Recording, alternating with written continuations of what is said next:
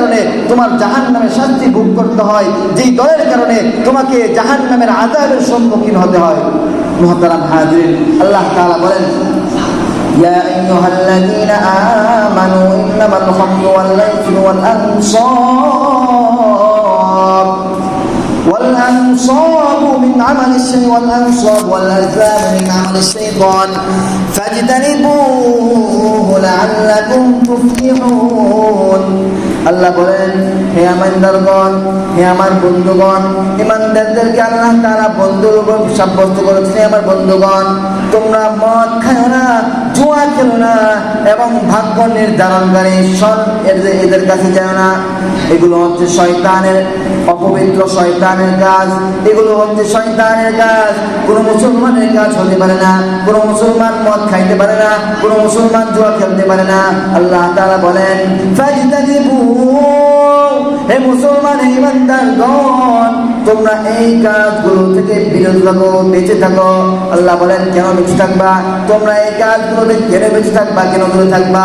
আল্লাহ বলেন, লাআল্লাকুম তুফলিহুন, যাতে করে তোমরা সফল কাম হতে পারো। মুহতারাম হাজিরিন, এই জন্য আমরা এই কাজগুলো থেকে বিরত থাকবো। এই কাজগুলোর ধারে কাছেও যাব না। এই কাজগুলোর ধারে কাছেও যাব না। নবী করিম সাল্লাল্লাহু আলাইহি ওয়াসাল্লাম হাদিসে পাকের মধ্যে কয়েকটি খেলার কথা বলেছেন। এমন নয় যে ইসলামের মধ্যে মনে হয় কোনো ধরনের খেলাধুলা নাই, ইসলাম মনে হয় খেলাকে সাপোর্ট করে না, খেলাকে বৈধতা দেয় না।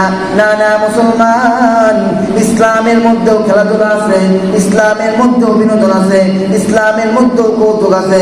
কিন্তু যদি সেটা শরীয়ত সম্মত হয়, যদি সেটা শরীয়ত সম্মত হয়, হাদিসে পাকের মধ্যে নবী করিম সাল্লাল্লাহু আলাইহি ওয়াসাল্লাম বলেন, তিন ব্যক্তি জান্নাতে যাবে একটি কারণে, একটি তীরের কারণে, একটি তীরের কারণে তিনটা ব্যক্তি জান্নাতে যাবে। কিভাবে? যে ব্যক্তি তীর বানাইলো, যে ব্যক্তি তীর বানাইলো, সে যদি কল্যাণের আশা করে, সেই ব্যক্তি জান্নাতে যাবে। যে ব্যক্তি তীর নিক্ষেপ করলো জিহাদের মধ্যে কাফের মুশরিকদের বিরুদ্ধে, যে ব্যক্তি তীর নিক্ষেপ করলো, সেও জান্নাতে যাবে।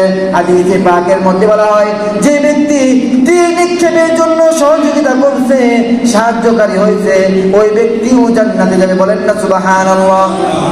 হযরত ওমর ফারুক রাদিয়াল্লাহু, ওমর ইবনে খাত্তাব রাদিয়াল্লাহু তাআলা আনহু থেকে বর্ণিত, নবী করিম সাল্লাল্লাহু আলাইহি ওয়াসাল্লাম বলেন, তোমরা তোমাদের সন্তানদেরকে তীর চালানো শেখাও, তোমরা তোমাদের সন্তানদেরকে ঘোড় চালানো শেখাও, ঘোড় চড় শেখাও, তোমরা তোমাদের সন্তানদেরকে সাঁতার কাটানো শেখাও। মুহতারাম হাজিরিন, এই জন্যই ইসলামে খেলাধুলা বৈধ, এমন নয় যে বৈধ নয়। প্রথমে বলেছিলাম চারটি কারণে সব ধরনের খেলাধুলা করতে পারবে, খেলাধুলা করতে পারবে। এক নাম্বার কারণ, শরীয়তের সীমা লঙ্ঘন করা যাবে না। চারটি কারণে খেলাধুলা করা যাবে। প্রথম নাম্বার কারণ হচ্ছে শরীয়তের সীমা লঙ্ঘন করা যাবে না। দুই নাম্বার হচ্ছে শারীরিক সক্ষমতা থাকতে হবে, শারীরিক চর্চার জন্য, শারীরিক চর্চার জন্য।